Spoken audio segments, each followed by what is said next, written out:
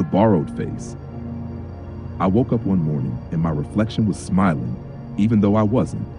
Tell me, have you ever seen your own face do something you didn't? Not a trick of the light, not a dream, just you staring at yourself and realizing something's off, something wrong. That's how it started for me. I live alone in a cramped one-bedroom apartment stacked on the 15th floor of a building that hums like it's always on the verge of collapse. Mid-30s, 9-to-5 drone, the kind of job where fluorescent lights bleach the hours into sameness. Paperwork, meetings, hollow laughter in the hallways. I'd get home late, eat standing over the sink, scroll myself numb and collapse into bed. Some nights I wouldn't even undress. Sleep was less rest and more blackout. That morning, though, I remember dragging myself in the bathroom, eyes gummy, head full of static. And that's when I saw it. My reflection. Me. But not me. Because while I stood there, hollow-eyed, mouth slack, he was smiling. Just faintly at first, like the start of a joke I wasn't in on. I blinked hard, splashed water in my face, convinced it was exhaustion. When I looked again, the smile was gone. Just my usual wreck of a face staring back at me. I told myself it was nothing, just the tired brain twisting shadows into something eerie. But the hum of the bathroom's fluorescent bulb seemed to buzz louder that morning. The reflection had lingered a fraction too long. The corners of its mouth still curled sharper than mine had ever gone. And somewhere deep down, in that thin membrane between sense and dread, I knew I wasn't alone in that mirror. The first few days I chalked it up to exhaustion. A trick of the eye, long hours, bad sleep, maybe a touch of madness from the city's constant hum. But the smile didn't fade, it grew. Each morning my reflection's grin sharpened, its edges curling into something hungry, something knowing. And while my face felt heavy, slack with fatigue, his looked energized, like he knew something I didn't. By the end of the week, I stopped lingering in the bathroom. I'd brush my teeth in the half-dark, head tilted away from the glass. But even in my periphery, I caught it. A twitch of his lips, a blink, a split second off from mine. The rhythm wasn't right anymore. I was the marionette, and he was the hand pulling the strings. The first real crack came late one night. I stumbled out of bed for water, the apartment dead silent except for the fridge's low groan. When I passed the bathroom, I felt the pull of the mirror like gravity. I shouldn't have looked. God, I shouldn't have looked. Because when I did, he moved, not me, him. His hand lifted slow and deliberate, pressing flat against the glass. I froze. Then I watched in disbelief as his lips curled open and whispered through the thin, humming silence, "Your life looks better on me." I didn't scream. I didn't run. I backed away like a man sleepwalking off a cliff. From that night on, I covered every mirror in the place. Bed sheets, towels, anything I could find. But glass is everywhere. The dark pane of my microwave, the gleam of a puddle on the street, even the blank black screen of my phone when it powered down. He was in all of it, watching, smiling, waiting. People noticed something was wrong with me. Or maybe they didn't. Maybe they only saw him. My boss stopped checking in. Friends stopped calling. Even the neighbor who used to nod at me in the hallway now looked past me like I wasn't there. Like he knew someone else was wearing my skin better. And that's when the dread set in. Because it wasn't just about me seeing him anymore. It was the creeping certainty that everyone else did too. My reflection was no longer just mine. It was alive, and it wanted out. I hadn't looked out the window in days. Paranoia had sealed me in like a coffin. But that night, something drew me, like a tug in my chest I couldn't resist. The city outside was alive, neon bleeding across wet pavement. And there under the streetlight, I saw him, me. Same hair, same slouched shoulders, same clothes I'd tossed on the chair just hours before. But he wore them differently, like they belonged to him, not me. His step was lighter, his smile sharper, and when he turned his head, neighbors I'd known for years lit up. "Hey man, long time no see." They waved at him. They saw him. I pressed my face against the glass, palms sweating, my throat burned with the words I wanted to scream. "That's not me. I'm here. I'm still here." But when I ran for the door and tore down the stairs two at a time, the world didn't shift in my favor. The air outside hit me cold. I spotted him up ahead, striding down the street with my life draped across his shoulders.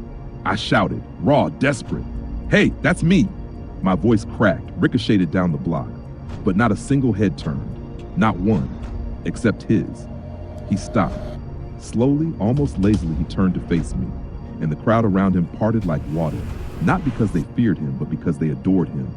They laughed at some joke he hadn't even spoken yet. And then, just for me, he tilted his head and smiled. It wasn't the kind of smile you give a stranger. It was the kind you give prey when you know the trap has already closed. I lunged forward, ready to grab him, to shake him, to demand the universe put us back in order.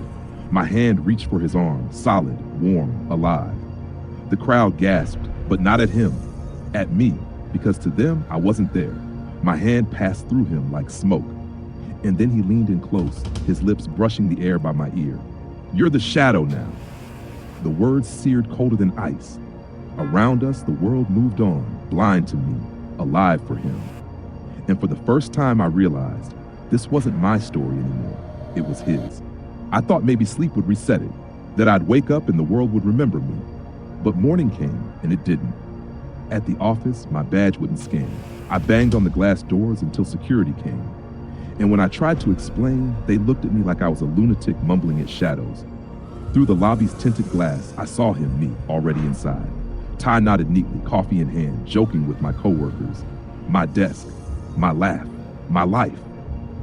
I sprinted home, breath tearing out of me, and grabbed my phone. I thought maybe if I recorded him, caught something unnatural on camera, the truth would finally stick. But when I hit record and replayed the video, there was no him. Just one man, smiling, confident, alive. No glitch, no ghost. The reflection was the only one the world believed. That night, I smashed the bathroom mirror.